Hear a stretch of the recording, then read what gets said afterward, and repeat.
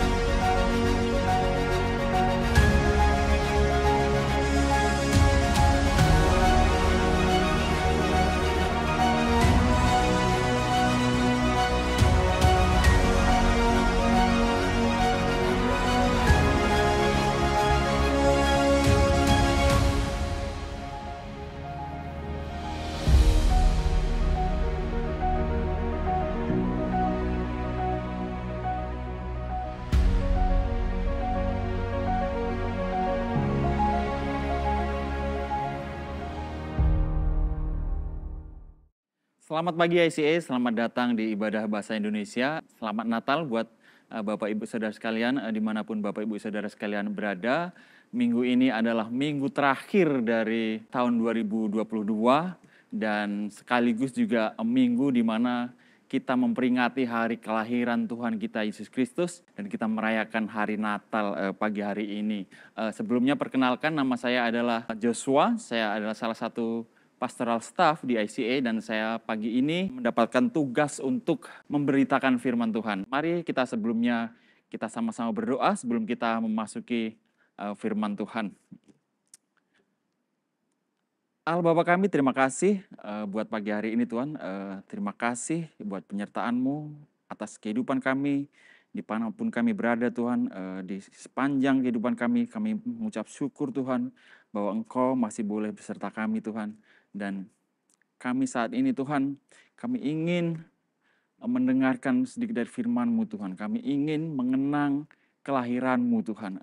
Kedatangan-Mu di dunia ini sebagai penyelamat kami ya Tuhan. Dan kami mau Tuhan bahwa Engkau hadir dimanapun kami berada, hadirat-Mu berada di tengah-tengah kami semua ya Tuhan. Dan kiranya Engkau pimpin kami, biarkan kami membuka telinga kami, membuka hati kami untuk mendengarkan firman-Mu Tuhan. Terima kasih Yesus. Terima kasih Roh Kudus, di dalam nama-Mu kami berdoa. Haleluya. Amin. Nah saudara, pagi ini kita memasuki pada seri yang keempat dari seri The Promise atau Janji. Ini adalah seri dari khotbah Natal kita yang dimana ada 4 seri dan ini adalah seri yang terakhir. Kalau sebelum-sebelumnya kita telah belajar bagaimana Allah memberikan janji keselamatan buat Israel dan juga buat seluruh umat manusia. Bagaimana Allah juga berjanji untuk menyertai kita, menyertai umatnya dimanapun kita berada. Allah juga menjanjikan bahwa Dia akan menyertakan kita. Dia menyertakan semua umat manusia yang percaya kepadanya menjadi keluarganya. Dan saat ini kita akan belajar bagaimana Tuhan Allah menjanjikan kerajaan buat umat manusia, menjanjikan kerajaannya akan kekal abadi untuk kita semua umat yang percaya. Dan tema khotbah pada pagi hari ini adalah kerajaan yang dijanjikan. Nah, saudara, kita tahu bahwa 2000 tahun yang lalu Tuhan kita Yesus Kristus datang ke dunia untuk menyelamatkan umat manusia. Itu adalah salah satu rencana Allah buat umat manusia, bahwa Dia akan datang sendiri untuk menyelamatkan umat manusia. Dia datang ke dunia, tempat di mana manusia diciptakan, manusia berada. Dia datang menjemput dan memberitakan kabar baik bahwa semua orang yang percaya kepadanya tidak akan binasa dan akan memperoleh kehidupan yang kekal. Nah, saudara, ayat pada pagi hari ini kita ambil dari Yesaya 9 ayat 5 sampai 6. Ini adalah salah satu nubuatan, saudara, dari Nabi Yesaya bahwa juru selamat itu akan datang. Saya akan bacakan, saudara. Sebab seorang anak telah lahir untuk kita, seorang putra telah diberikan untuk kita. Lambang pemerintahan ada di atas bahunya, dan namanya disebutkan orang penasehat ajaib, Allah yang perkasa, Bapa yang kekal, Raja damai. Besar kekuasaannya dan damai sejahtera tidak akan berkesudahan di atas tahta Daud dan di dalam kerajaannya. Karena ia mendasarkan dan mengokohkannya dengan keadilan dan kebenaran dari sekarang sampai selama-lamanya. Amin. Nah, saudara, sebelum seri Christmas ini kita adakan, atau sebelum kita masuk pada seri Christmas The Promise ini, kita telah belajar di seri-seri sebelumnya bahwa di dalam Kejadian kita mendapatkan bahwa Allah mempunyai rencana ilahi atas umat manusia, dan rencana itu digenapi melalui banyak nabi-nabi, melalui hari ini juga melalui Natal, melalui kelahiran Tuhan kita Yesus Kristus. Allah memberikan janji bahwa keturunan Abraham akan memberkati seluruh bangsa, bahwa melalui keturunan Abraham seluruh bangsa boleh diberkati dan boleh diselamatkan. Ada banyak sekali nubuatan, saudara, di dalam Alkitab, di dalam Perjanjian Lama, saudara, di mana Mesias, penyelamat, juru selamat, dan Raja yang kekal itu akan datang menyelamatkan umat manusia. Saudara bisa baca sendiri di Kejadian 3 ayat 15, Kejadian 12 ayat 3 juga, Kejadian 17 ayat 19, Kejadian 49 ayat 20, Bilangan 24 ayat 17, dan masih banyak lagi, saudara, karena ada ratusan nubuatan yang telah diberitakan oleh para nabi sebelum kedatangan Yesus, bahwa akan ada waktunya, akan ada saatnya bahwa keturunan Abraham, keturunan Israel akan lahir ke dunia, akan datang ke dunia dan akan menyelamatkan seluruh umat manusia. Nah, ini yang sekarang hari ini kita rayakan, saudara, adalah kedatangan juru selamat kita, kedatangan Tuhan kita Yesus Kristus. Allah sendiri datang ke dunia untuk menyelamatkan manusia, saudara. Ada satu nubuatan lagi yang saya akan bacakan, saudara, di Mika 5 ayat 1.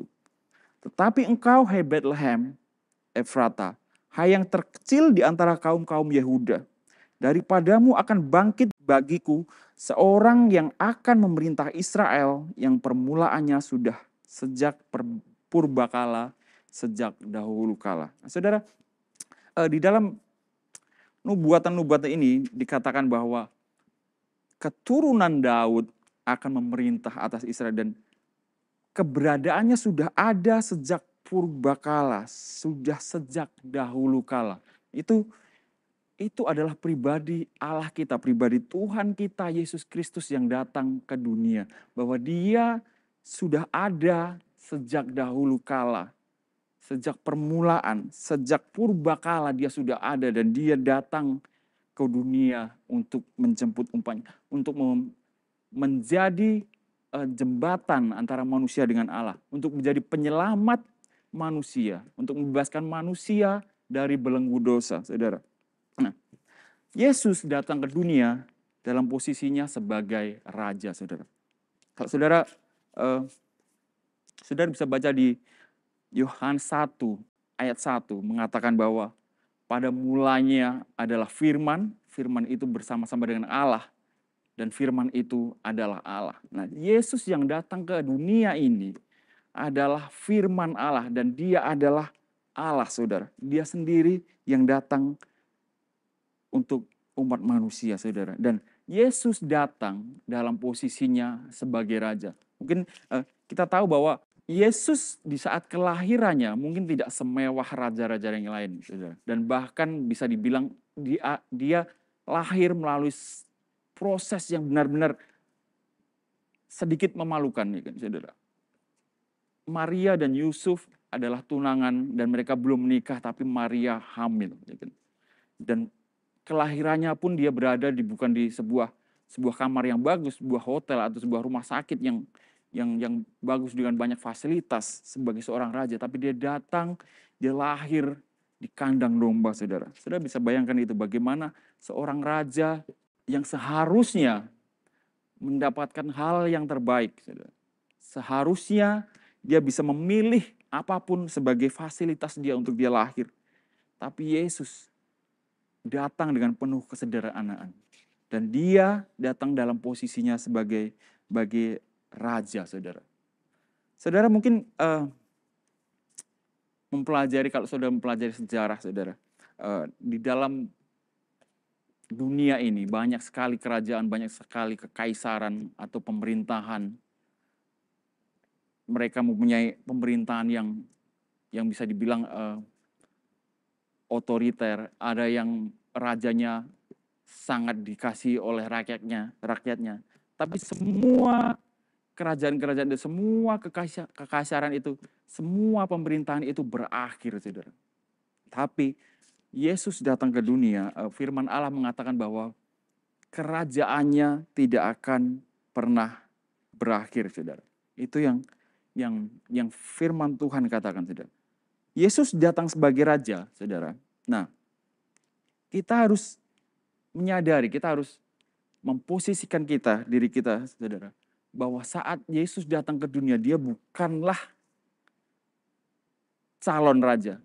Dia bukanlah pribadi yang belum ada posisi, tapi dia adalah sudah menjadi raja saat dia lahir, saudara.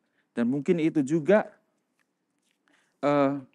fakta bahwa kerajaannya sudah dimulai sejak dulu. Saya akan bacakan, saudara, dari Matius 2, di mana ini adalah pasal tentang kelahiran Yesus, tentang Natal yang seringkali dibacakan oleh gereja-gereja saat kita merayakan Natal, saudara. Matius 2 ayat 1-5, saudara. Sesudah Yesus dilahirkan di Bethlehem di tanah Yudea pada zaman Raja Herodes, datanglah orang-orang Majus dari timur ke Yerusalem dan bertanya-tanya, di manakah dia, raja orang Yahudi yang baru dilahirkan itu? Saudara, kalau saudara memperhatikan di ayat ini, orang Majus mengatakan, di manakah dia, raja orang Yahudi yang baru dilahirkan. Dia tidak mengatakan bahwa di manakah calon raja yang baru, di manakah raja yang akan memimpin atau raja yang belum dinobatkan itu. Saudara, kalau seorang calon raja, ada satu kemungkinan bahwa mungkin di masa depan dia tidak akan dilantik menjadi raja atau tidak akan dinobatkan menjadi raja. Tapi saat Yesus datang ke dunia, dia sudah dalam posisi sebagai raja, dan itu orang-orang Majus atau wise men ini, mereka mengetahui posisi itu. Mereka mengetahui status dari Yesus itu yang datang sebagai raja itu. Saya akan lanjutkan, saudara. Kami telah melihat bintang-bintangnya di timur dan kami datang untuk menyembah dia, gitu. Para Majus datang untuk menyembah raja yang baru ini. Raja yang baru lahir, saudara. Dimanapun, saudara, di kekaisaran manapun, di kerajaan manapun, tidak ada orang yang baru lahir langsung menjadi raja dan disembah sebagai raja. Hanya Tuhan kita Yesus Kristus yang datang ke dunia dan langsung berposisi sebagai raja, saudara. Dan para Majus menyadari akan hal itu. Saya akan lanjutkan, saudara. Ketika Raja Herodes mendengar hal itu, terkejutlah ia beserta seluruh Yerusalem. Maka dikumpulkanlah semua imam, kepala, dan ahli Taurat bangsa Yahudi. Lalu dimintanya keterangan dari mereka, di mana Mesias akan dilahirkan. Mereka berkata kepadanya, di Bethlehem, di tanah Yudea, karena demikianlah ada tertulis dalam kitab Nabi. Nah ini, saudara. Yesus datang sebagai raja, sudah dinubuatkan oleh para nabi-nabi, dan itu yang terjadi. Dan saat para Majus datang untuk mencari Yesus, mereka menyadari bahwa inilah raja yang layak disembah. Inilah raja yang dinanti-nantikan. Inilah raja yang telah dikabarkan oleh begitu banyak nabi, yang telah dikumandangkan, telah diberitakan akan kedatangannya, sehingga mereka menyambutnya. Bahkan mereka rela untuk berjalan jauh, rela mereka untuk travel dari tempat mereka berada menuju Bethlehem, jaraknya begitu jauh, untuk menyembah seorang raja, untuk menyembah raja yang baru datang ini. Saudara bisa bayangkan betapa besar pengorbanan mereka untuk datang dan menyembah. Untuk hanya sekedar melihat di manakah rajaku, seperti apakah rajaku. Saudara bisa bayangkan itu. Saya akan bacakan saudara di ayat selanjutnya. Saya akan langsung pada ayat yang ke-11. Sudah. Maka masuklah mereka ke dalam rumah itu dan melihat anak itu bersama Maria, ibunya. Lalu sujud menyembah dia. Mereka pun membuka tempat harta bendanya dan mempersembahkan persembahan kepadanya, yaitu emas, kemenyan, dan mur. Nah, ini saudara, yang orang-orang Majus lakukan ini, saat mereka datang, saat mereka masuk ke rumah, mereka sujud menyembah kepada dia. Karena mereka tahu bahwa dia inilah raja gitu. Walaupun mungkin bentuknya adalah dia masih orok, masih berupa seorang bayi, tapi dia inilah raja gitu. Bukan calon raja yang mungkin bisa gagal atau bisa tidak jadi dinobatkan, tapi dia inilah raja. Dia datang sudah sebagai raja. Itulah yang orang Majus lakukan. Mereka menyadari posisi dan status Yesus, dan mereka datang untuk menyembah dia, saudara. Dan saudara, Yesus sebagai raja dan kerajaannya, saudara, akan kekal selamanya. Itu yang difirmankan Tuhan. Itu yang dijanjikan Tuhan, bahwa kerajaannya akan kekal, saudara. Seperti tadi saudara bilang, banyak sekali kekaisaran atau raja-raja yang mungkin dicintai oleh umatnya, dicintai oleh rakyatnya, tapi kerajaan mereka tidak abadi. Kerajaan mereka berakhir, saudara. Saudara mungkin bisa lihat di sejarah di mana kerajaan yang terbesar sepanjang sejarah, mungkin saudara bisa lihat kerajaan Inggris yang menguasai begitu banyak daratan.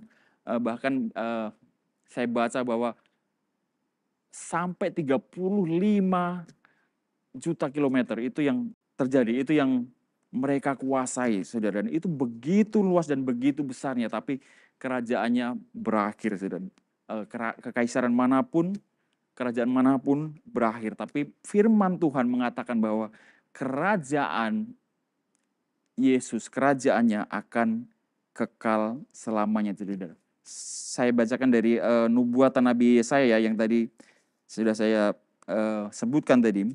Besar kekuasaannya dan damai sejahtera tidak akan berkesudahan di atas tahta Daud dan di dalam kerajaannya, karena ia mendasarkan dan mengokohkannya dengan keadilan dan kebenaran dari sekarang sampai selama-lamanya. Nah itu saudara, dinubuatkan bahwa kerajaannya tidak akan pernah berakhir.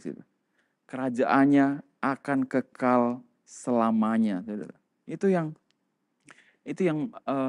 kita rasakan saat ini. Kita semua tahu bahwa kekristenan hari demi hari semakin bertambah besar, semakin bertambah banyak.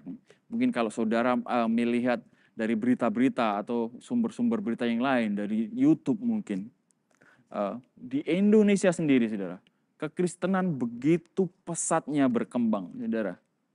Bahkan saya pernah mendengarkan khotbah dari bukan dari seorang pendeta, tapi dari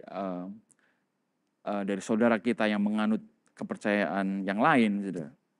Mereka mengkhawatirkan bagaimana kekristenan itu akan mengisi seluruh Indonesia. Bahkan mereka khawatir bahwa angka-angkanya ini selalu naik, dan itu memang fakta, saudara. Dan mereka juga mengumpulkan data, saudara, bagaimana setiap menit ada orang Kristen baru, ada jiwa baru masuk menjadi anggota keluarga kerajaan Allah, masuk menjadi orang percaya. Nah, ini yang terjadi, saudara.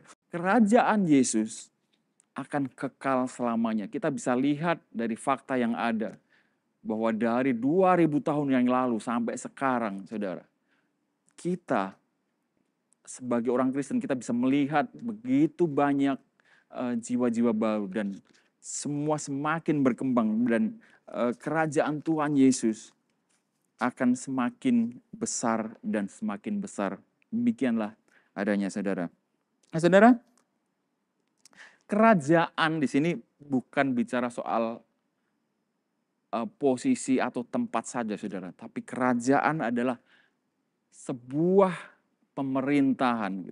Berbicara juga tentang sebuah pemerintahan. Dan kita umat Kristen tahu bahwa kerajaan Tuhan Yesus, kerajaan Mesias ini, Yesus datang sebagai raja. Kita tidak melihat bahwa kerajaannya itu berupa sebuah istana atau sebuah teritori yang kita bisa lihat dengan mata fisik, saudara. Tapi saudara bisa lihat bahwa anggota kerajaan itu, jemaat Kristen, ada begitu banyaknya, saudara. Dan itu bukan soal posisi, dan juga bukan soal teritori, tapi itu soal pemerintahan. Saat kita saat kita memutuskan untuk menjadi orang percaya, saat kita percaya bahwa Yesus datang ke dunia untuk umatnya, saat kita percaya bahwa Yesus datang untuk menyelamatkan manusia,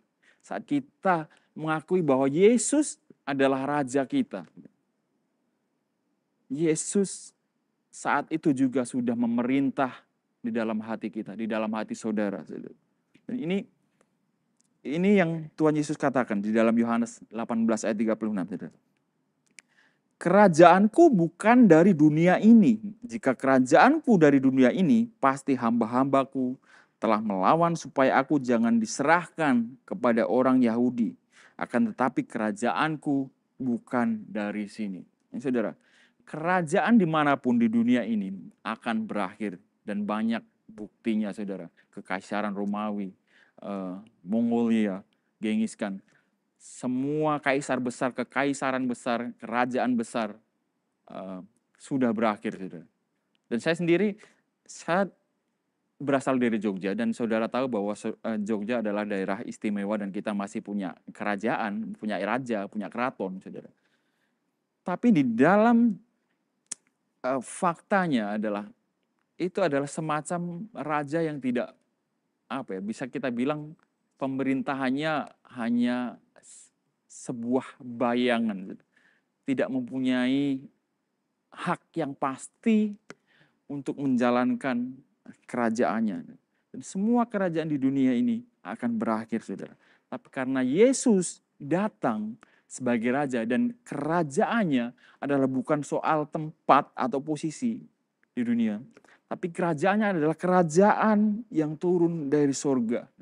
Kerajaan yang telah Dia bawa dari surga. Dan Dia posisinya datang ke dunia sudah sebagai raja, saudara. Yesus dari lahir sudah menjadi raja. Dan kerajaannya akan kekal selamanya. Itu yang firman Tuhan katakan, saudara. Nah, saudara, kerajaan ini, Yesus datang sebagai raja ini, itu adalah untuk semua manusia. Kerajaannya adalah untuk segala bangsa, saudara. Saudara, saya akan bacakan Yesaya 49 ayat 6, saudara. Terlalu sedikit bagimu hanya untuk menjadi hambaku, untuk menegakkan suku-suku Yakub dan untuk mengembalikan orang-orang Israel yang masih terpelihara. Tetapi aku akan membuat engkau menjadi terang bagi bangsa-bangsa, supaya keselamatan yang daripadaku sampai ke ujung bumi. Saudara, ini adalah nubuatan Nabi Yesaya bahwa Mesias datang, Yesus datang sebagai raja untuk semua orang, untuk segala suku bangsa sampai ke ujung bumi tanpa terkecuali, saudara. Saudara dan saya sebagai orang Kristen, kita percaya bahwa kita adalah anggota dari kerajaan Allah. Kita adalah keluarga di dalam kerajaan Allah, saudara. Dan kita harus bersyukur bahwa kita mendapatkan anugerah, saudara. Kita bukan orang yang baik, tapi kita dilayakkan. Kita orang yang berdosa, tapi Tuhan datang untuk menebus dosa-dosa kita. Kita boleh menjadi keluarga kerajaannya, saudara.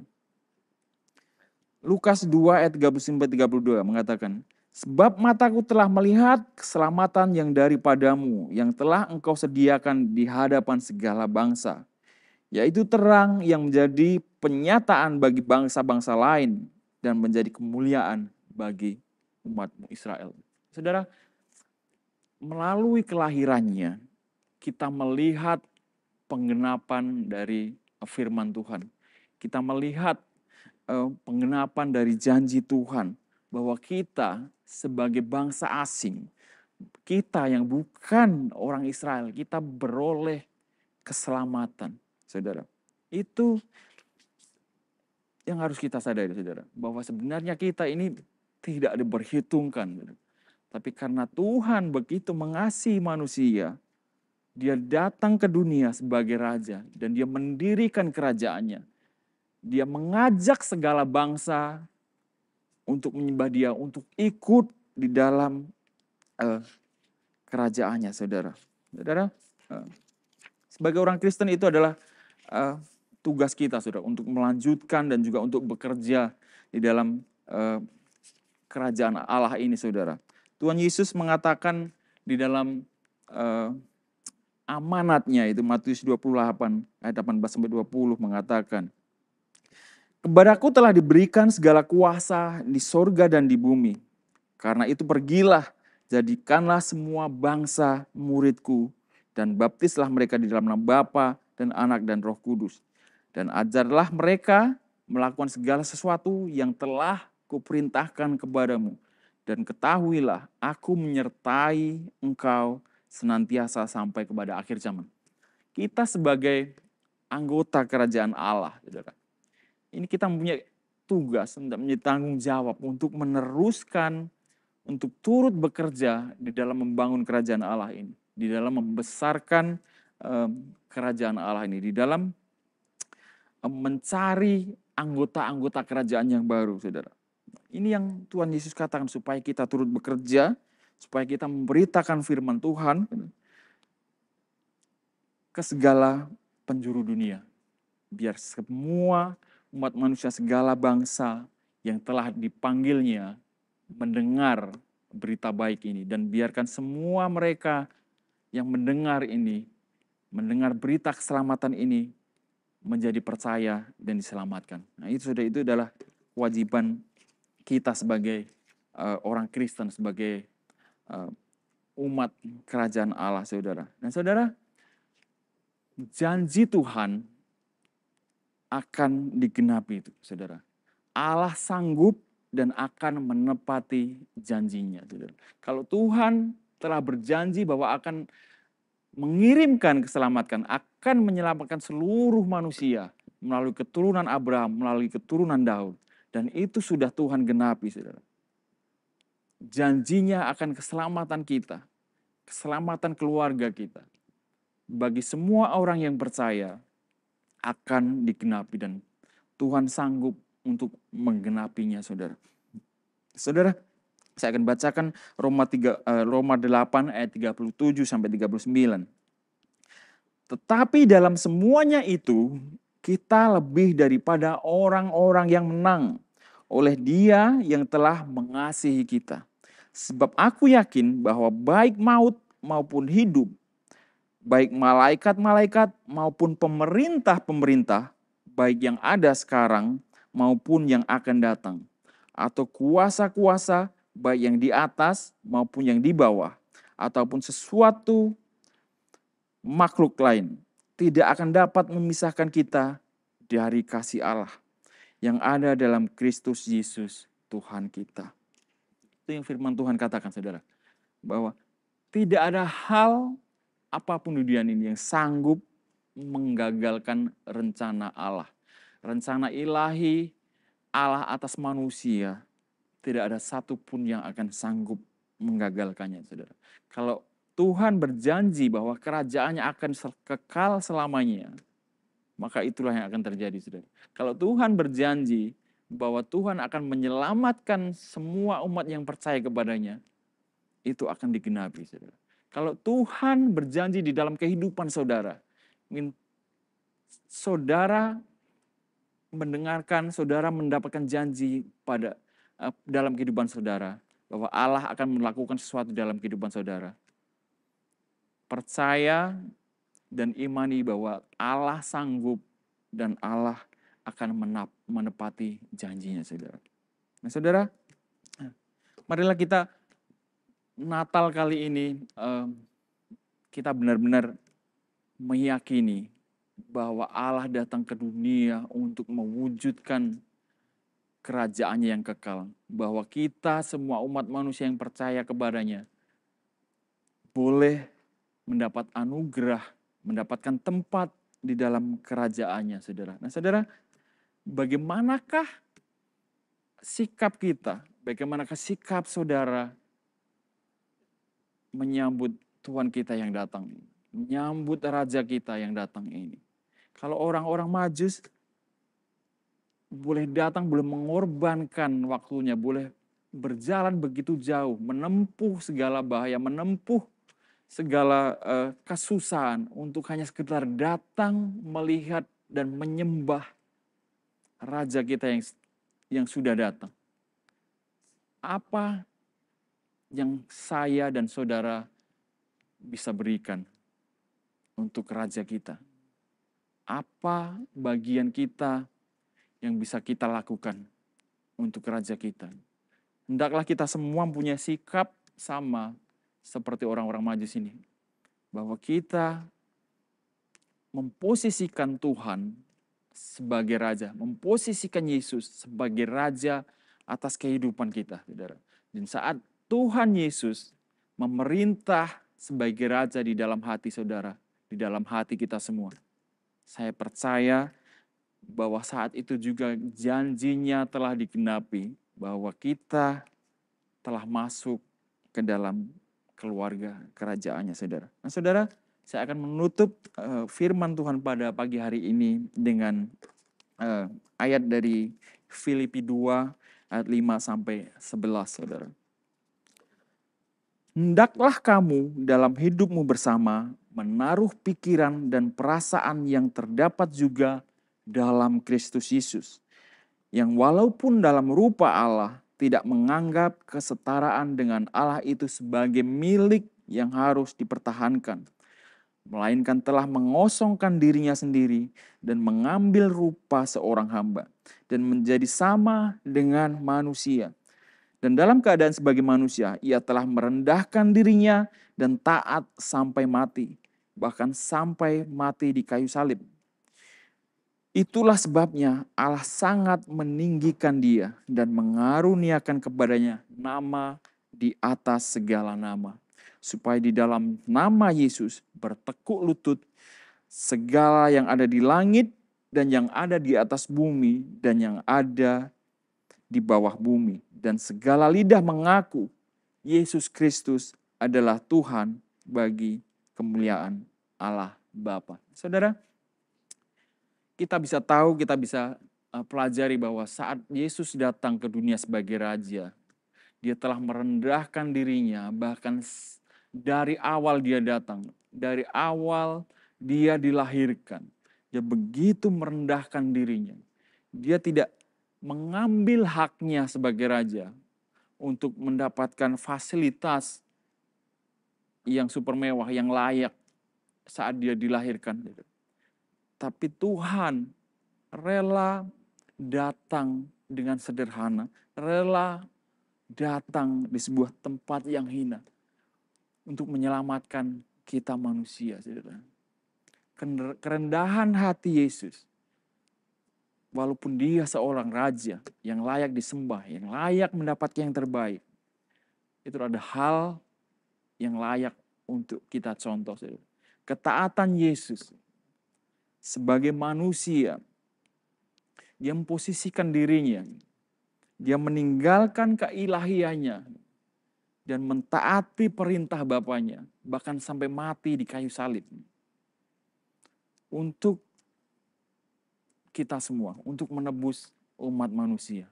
Saudara, seberapapun beratnya, tapi Yesus taat, dan Yesus taat dengan penuh rendah hati. Itu saudara yang mungkin bisa kita pelajari dari kedatangan Tuhan Yesus pada pagi hari ini, saudara. Bahwa Yesus datang sebagai Raja dan kerajaannya yang kekal. Gitu. Kita akan melihat pada suatu saat nanti bahwa semua orang yang percaya, kita akan berada di dalam satu kerajaan. Kita akan berada bersama-sama di dalam satu kerajaan, yaitu kerajaan surga.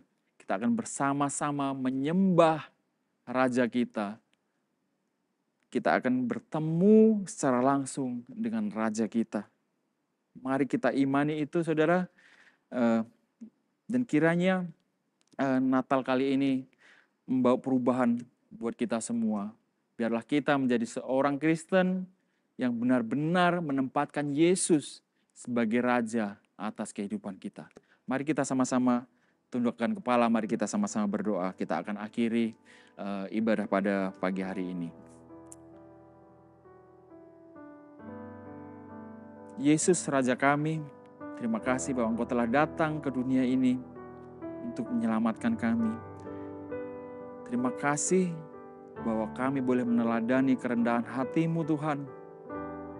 Sebagai seorang Raja, tapi Engkau tidak mementingkan hak-Mu. Engkau meninggalkan hak-Mu sebagai seorang Raja. Terima kasih Engkau juga telah taat dan memberikan hidup-Mu buat kami semua. Karena Engkau, kami boleh berada di sini. Karena Engkau, kami semua boleh ikut serta di dalam kerajaan-Mu. Terima kasih Tuhan. Karena ketaatan-Mu, kami semua boleh diselamatkan. Kami semua boleh dibebaskan dari segala dosa. Terima kasih Yesus. Terima kasih. Kami ucap syukur sekali lagi atas segala yang telah Engkau lakukan, segala karya-Mu di dalam kehidupan kami. Dan kami belajar Tuhan, untuk menjadi pribadi yang taat, untuk menjadi pribadi yang rendah hati seperti Engkau. Untuk menjadi pribadi yang menempatkan-Mu sebagai Raja kami. Karena kami tahu bahwa janji-Mu akan Engkau genapi, bahwa Engkau akan melakukan, akan memenuhi segala janji-Mu, bahwa kami boleh masuk di dalam kerajaan. Terima kasih Yesus, terima kasih. Di dalam nama-Mu kami berdoa. Haleluya. Amin. Terima kasih saudara telah bergabung bersama kami di dalam ibadah bahasa Indonesia pagi hari ini. Sampai bertemu minggu depan. Selamat Natal dan Tuhan Yesus memberkati. Kami senang Anda bergabung dengan ibadah ICA hari ini. Selamat berakhir pekan dan sampai jumpa minggu depan. Tuhan berkati Anda dan keluarga. Ibadah doa malam pada tanggal 20 Desember akan ditiadakan. Doa malam akan kembali dilaksanakan pada awal tahun 2023. Mari memulai tahun yang baru dengan mencari hadirat Tuhan dan mendahulukan kerajaan Allah. Mulai tanggal 2 Januari sampai 8 Januari 2023, ICA mengadakan doa puasa bersama. Kami mengajak seluruh jemaat untuk bersama berpuasa dan berdoa, mengundang tuntunan Tuhan dan kehendaknya di tahun yang baru. Masukkan ke dalam kalender Anda dan ikuti sosial media ICA untuk informasi lebih lanjut. Kelompok kecil adalah cara terbaik untuk terhubung dan bertemu dengan lebih banyak teman di ICA. Apabila Anda belum tertanam dalam komunitas Go Group di ICA, silakan kunjungi website ICA atau buka dari aplikasi Church Center untuk menemukan Go Group yang tepat bagi musim kehidupan Anda saat ini. Mari bertumbuh melalui Go Group. ICA Surabaya mengadakan ibadah online dan juga ibadah onsite di hari Minggu. Ibadah bahasa Indonesia dilaksanakan pada jam 8 pagi dan ibadah bahasa Inggris dilaksanakan pada jam 10 pagi. Untuk mendapatkan lokasi gedung gereja kami ataupun link ibadah online, Anda dapat kunjungi website kami di www.icasby.com atau buka aplikasi Church Center Anda. Memberikan persembahan menjadi semakin mudah. Silakan scan QR Code di layar dengan menggunakan aplikasi bank Anda atau kunjungi icasby.com/giving untuk informasi lebih lanjut. Kami rindu untuk bisa mendoakan Anda. Bagikan pokok doa Anda melalui tautan bit.ly/ICA Prayer Online dan bersama kita melangkah dan percaya bahwa Tuhan bekerja. Ikuti sosial media ICA Surabaya di YouTube, Facebook, Instagram, dan Spotify. Anda dapat menemukan berbagai informasi, playlist musik, video, renungan, dan lainnya.